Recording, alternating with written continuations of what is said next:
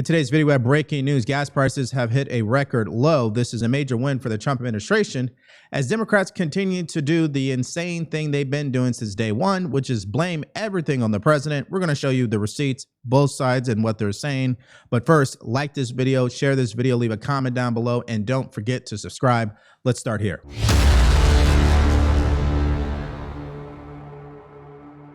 Part of the challenge with Republicans is that they've broken all of their promises. They indicated that they were going to lower costs. In fact, lower costs on day one. Costs haven't gone down in America. Costs have gone up. Housing costs are through the roof. Grocery prices through the roof. Electricity bills through the roof. And now, because my Republican colleagues refuse to extend the Affordable Care Act tax credits, we know tens of millions of people are about to experience dramatically increased health care costs. Democrats are actually the party focused on driving down the high cost of living. So let's talk about a couple of those points of leverage that you just pointed out. Affordability and healthcare. Many would argue that it's kind of the same story here. President Trump has been saying that affordability is a Democrat hoax, a Democrat con job. Does that mean you do not have Republicans on board with you in reforming healthcare or extending Obamacare subsidies? It appears that way. It's unfortunate that the president's position, which is the Republican Party's position, is that the affordability crisis in the United States of America is a con job and it's a hoax.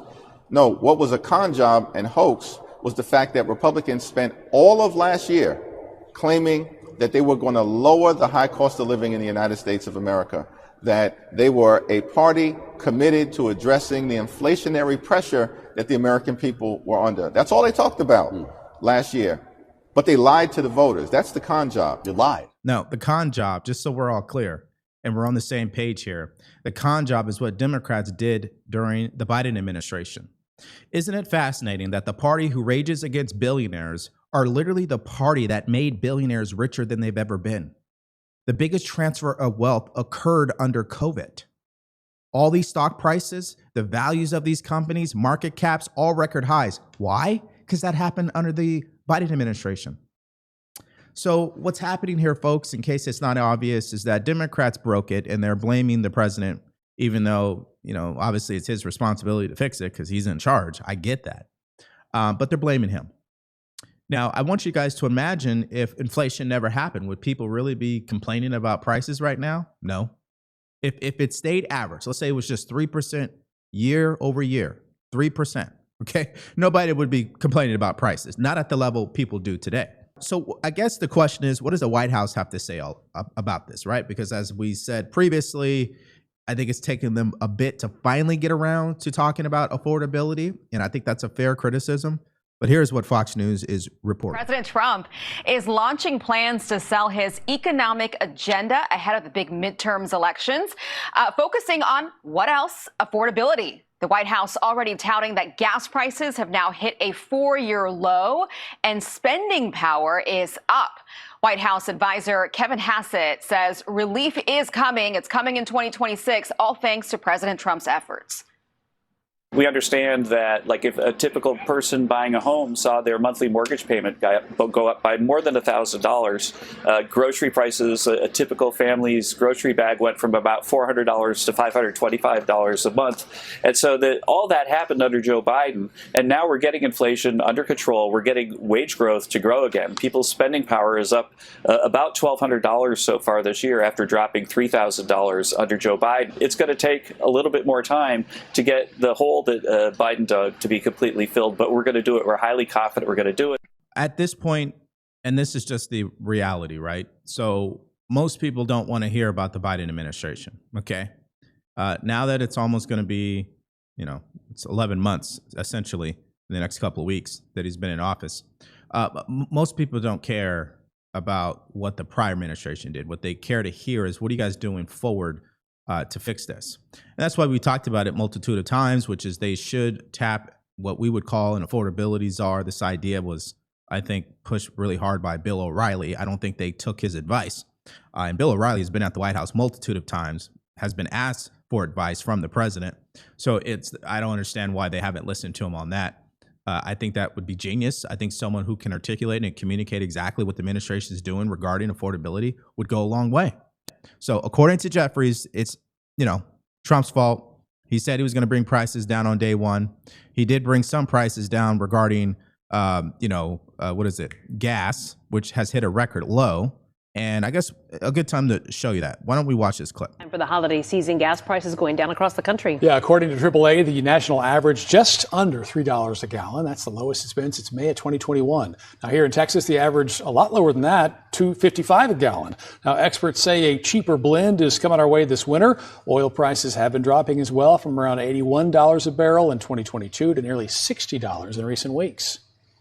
Crude oil prices this year have been relatively stable and relatively low. When you look at the national average across the board, starting in January of this year, it's been pretty much a flat line all year long, and that's very rare. To the person out there where they're feeling the inflation in other areas, gas prices is nice to hear. Like, it's great to go to the gas station and see how low they are. Matter of fact, I have family right now in town. They're here at the house, and they were kind of stunned. In Texas, gas is $2.49. I mean, I love that. $2.49. You know what it is in California? $6. Imagine paying $6, especially if you own an SUV or you own a truck, not a Honda Civic, not a hybrid, and not an electric vehicle. Imagine how much you're paying, especially if you go to work every day. Okay, here it is right here on the screen, national average. So it's back to being a record low, which is good news. And the fact of the matter is, the only other thing that the president can truly lower would be electricity prices. So what do we do about it? That's why I started off with the show saying, you got to raise your income, because these are things you can't control. Okay. What you can control is your ability to raise your income. Even if it's by 10%, you've got to raise your income beyond the inflation level. We'll get into how to do that later. All right. So here's another perspective from John Rose, Tennessee congressman, and a Republican. Here's what he had to say. We had 4 years of profligate federal spending that created the worst inflation in a generation. So it's going to take time. But you do see, for example, in Tennessee, I filled up this week for $2.39 a gallon, prices we haven't seen in a long time. And if you look at the broader statistics, we see that the cost of living are coming down. This Thanksgiving was less expensive than last Thanksgiving. So we just have to have the patience to see these policies through to fruition. We're starting to see that happen. When we get to January 1st and we see many of the One Big Beautiful Law tax cuts start to come into play in a more real way for Americans, I think they're going to start to see the real hit in their pocketbook. And we see wages up in a dramatic way for the first time in a generation, and since the last time when Trump was in office. So I think the answers are on the way. I think I want to talk to boomers and people who are Gen X, because some of you guys, you either have your retirement plan in order, or you should be focusing on your financial future, because a lot of this is just more drama and distraction with what's happening in DC. It's a crazy world today. That's why I want to talk about Lear Capital. Friends of mine, people you could trust, people who will educate you on what you could do with your hard-earned money. And we're talking about precious metals investing. Nice fancy word. The bottom line is we're talking about gold and silver. If you compare the value of gold and silver to the value of the dollar, I think that tells the story. We are results driven here. It's continuing to show us that gold right now is in a bull market. Some experts believe that silver will be in a bull market next year. And I think it's a great time to get educated so you can figure out what you want to do moving forward. You definitely don't want to do what the government is doing, which is playing around with your money. Okay, so speak to someone you could trust. Speak to an expert, and that is Lear Capital. You guys can call them 1-800-920-8388, or go to the link in the description below, which is leardevory.com. If you mention my name, you could qualify for up to $20,000 in bonus silver or gold. So again, call them 1-800-920-8388, or go to leardevory.com. Look at this. James Woods. Hollywood is giddy over Gavin Newsom. By the way, the national average gas price is $3. This is the price of gas today in Los Angeles. You guys see that? How much is that? Let me zoom in for you. $6.83. $6.83. Are you kidding me? The highest, especially if you're using premium, $7.03. And this is California. This has nothing to do with the president. The president is not causing these high gas prices in California. It's interesting. What is the difference between California and Texas? California, or excuse me, Texas, they don't have income tax, but we have low gas prices.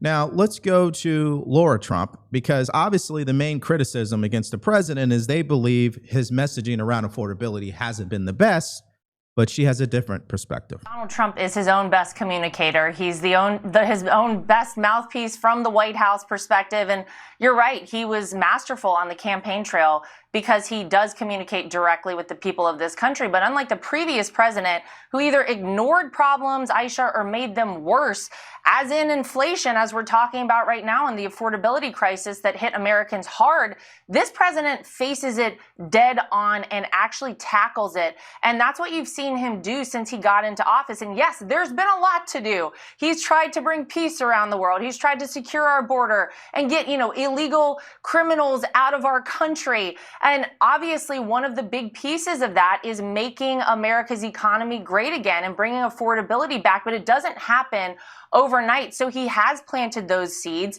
and he has to talk to the American people about where they are going to feel it and when they are going to feel it. But look, all of the indicators are heading in the right direction. You see that month after month, the job growth in this country tends to outpace what the experts have even predicted. Core inflation is down to the lowest point since it was under President Trump's first term in office. It's around 2.1%, and we've seen the economy grow at about 3%. So that's why it goes back to they need an affordability czar.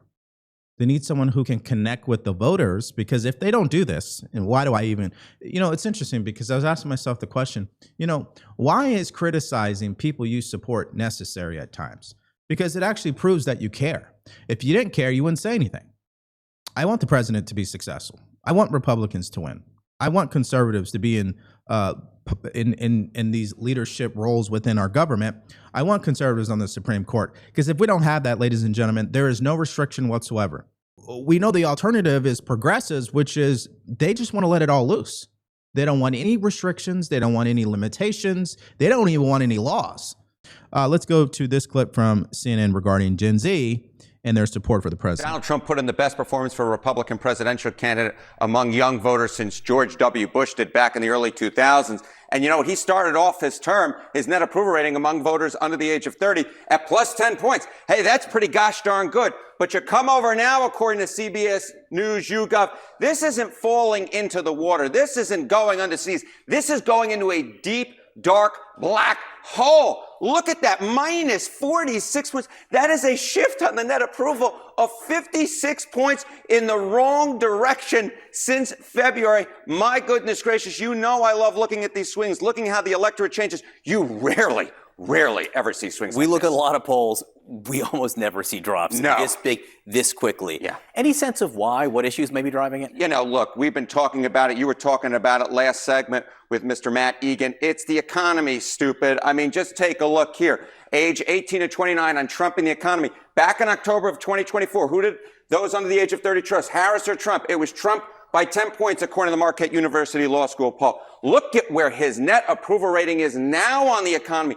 Minus 52 points. Very similar to what we saw in the CBS News YouGov poll in terms of his overall drop in support on the net approval rating. And this minus 52, it's just stunning. Now, as it pertains to Gen Z, so that poll really shouldn't be a shocker to you, because they're already disgusted at politics, okay? I'm not shocked by that. That's not a hey, everything's going to burn down type of thing. But it does show you where their mindset is at. And it shows you they're not getting the right information. They're not getting the right information because people are not communicating to them in the right way. Whether that is at the universities, whether that is with the federal government, particularly the Trump administration, we talk about the lack of an affordability czar, whether that is this continuous dramatic fight in the public between Democrats and Republicans that leads to nowhere. It's interesting how we went from, Social Security offices were going to close to, Trump's ballroom to, ACA subsidies will kill 20 million Americans if we don't pass it now, to Epstein files, and then to a little bit of affordability. I guess they were somewhat concerned with it, to, hey, Pete Hegseth has committed war crimes. I mean, these people don't really care about me and you. I hope you guys understand that, particularly the Democrat Party. Democrats won big in November, largely on the issue of affordability. Do you worry at all that the president and the Republican Party in general are not in touch with the reality of affordability and prices in this country going up? Not at all. The president ran on a set of policies which he's been working quickly, along with the help of Congress, to implement to get the Biden inflation of the last 4 years under control. The complaints of Democrats, of progressive Democrats, including Representative Bain, that somehow the president's responsible, when is kind of simple. It's like an arsonist who wants to then claim credit for trying to put out the fire, or for claiming that they have policies that will help. It was their policies over the 4 years of the Biden administration, the profligate spending, that created the worst inflation in my adult lifetime. Not since I was a senior in high school have we seen this kind of inflation. It takes time to get that under control, but the president's made great progress. I just filled up my car with gas in Nashville this week at $2.39 a gallon. We haven't seen prices like that since the last Trump administration. And so I think it points to the progress that Republicans and Republican policies are making at making this country livable once again. In a sense, the president is a victim of his own success. When you start off your administration the way that he did, and you accomplished what he did in a matter of, 8 months, yeah, people are going to hold you to that standard repeatedly. But some of the things he just can't do overnight, like fix the economy, it just isn't going to happen. Again, that's why I think on an individual level, there are things that we can be doing to benefit from this economy in a financial way. Okay, let's go to part 2 of this clip from CNN, which gets more into Gen Z, which I found to be interesting as well. Take a look. I think, the other thing that's going on here, Johnny B, is the fact that the young folks are just fed up with the system in general, and they want change. And when they don't see the change is resulting in any positivity, they go against the candidate. And one way we can just see this is just look at this. Capitalism's net favorability rating, age 18 to 34. Back in 2010, when I was in this age group, it was plus 46. But the millennials are out, baby. The Generation Z is in. And look at this. Minus 11 points on capitalism in terms of its net favorability rating. Again, another huge shift. This is, what is this, a 57-point shift? So when you don't get change, you don't see the change that you like as a young person, you go against the system, you go against the incumbent. Now, since we're on the subject of the economy, it's tough for people out there, no question about it. But I think it's even tougher for specifically men. No question that women are about to eclipse men as far as income is concerned. So I think it's important for men to start taking steps to not only get their mindset in order, but to surround themselves with the right people. This is why we're talking about Frontline21.com.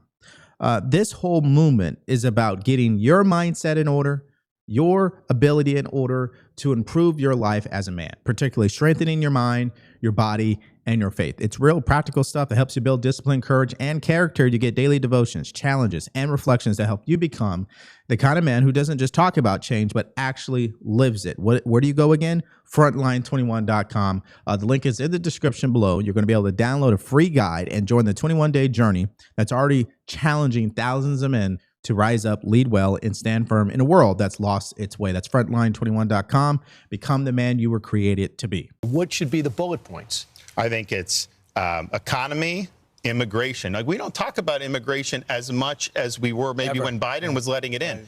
The border is secure. We've stopped the influx. He's now working on a moratorium of new people coming in, particularly from some of these countries where the people are hostile. That's a huge victory for people. They need to be talking about that and go even bolder on that.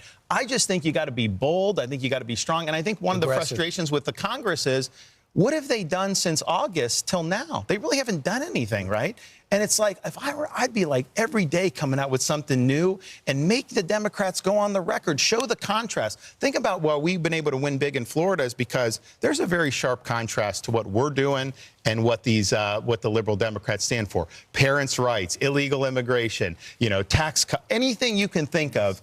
Most voters knew we were on their side, and I think you got to really make that sharp. But I would tell you, the Democrats, they caused a lot of this with the inflation, and now they're acting like it was like they had nothing to do with it. You do good on the couch. You got to come in more often. Sorry. Yeah, this is what I've been saying. If you guys have been following my show, I've been saying that if the people in D.C., the powers that be, they don't rectify this situation, the new generation will do radical things. They will vote for radical people. We've already seen it. Seattle, New York City, we've seen it.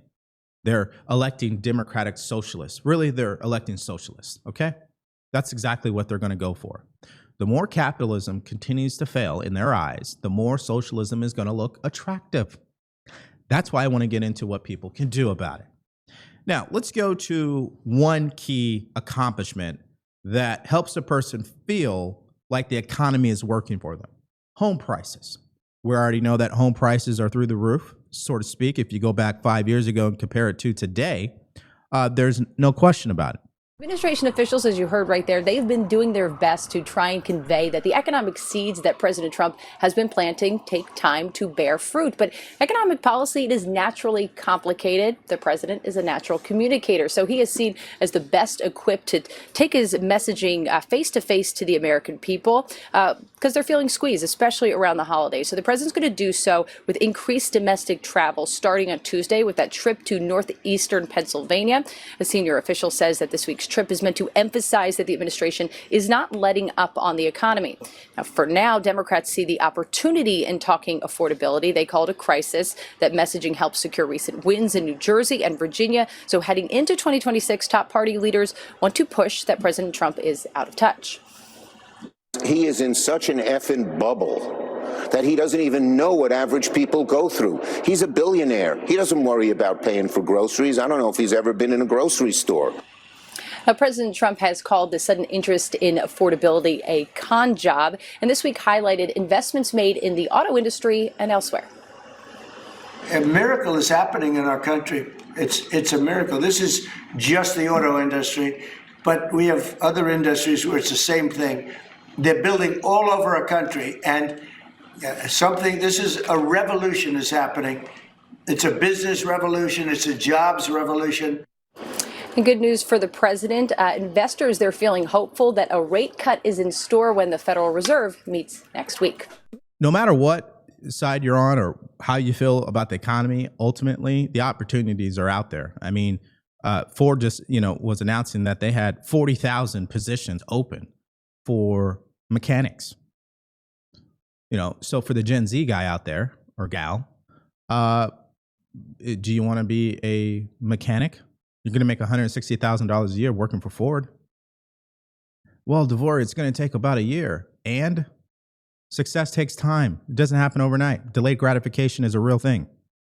So you guys ready for this one? I love this because this is part of the debate. We got both sides in the chat. Boomers had the privilege of writing off the hard work of their parents. Okay, let's say that's true. Let's ask ChatGPT a particular question. How many Gen Z live at home with their parents, and compare that number to previous generations? Number only, please. 54% of Americans aged 18 years old to 25, broadly corresponding to millennial Gen Z, live with their parents. For the broader 25 to 34 age range, older Gen Z, young millennials, 18% live with a parent as of 2023. By contrast, earlier generations, in 2012, for example, 36% of young adults aged 18 to 31, mostly millennials, live with their parents. 2 decades ago, it was 12%. So I would actually argue that Gen Z currently right now is being supported by the hard work of their parents. Now, the problem that Gen Z is facing that boomers didn't have to face is the nuclear family. I mean, people are not married today. All right, so let's get your guys' reaction in the comment section below to this entire story. You know how Democrats feel about the economy. It's all President Trump's fault, okay? Just blame the president every single time. He's done nothing, according to them. At the same time, the White House is continuing to get their heads around affordability and how to communicate it properly. Do you agree they need affordability czar? But overall, do you believe that the president is doing the right thing when it comes to the economy? Just give me all your thoughts and everything you got in the comments section below. Now we go to our next video, which is breaking news. The Supreme Court late last night ruled in favor of Texas regarding the congressional district maps. It was a 6-3 ruling. This is a significant blow to Democrats. In fact, this now sets up a midterms where the House could be looking to secure 5 extra seats in the state of Texas for the Republicans. You guys missed out on that update and more. All you have to do is click on that video because it's coming up right now.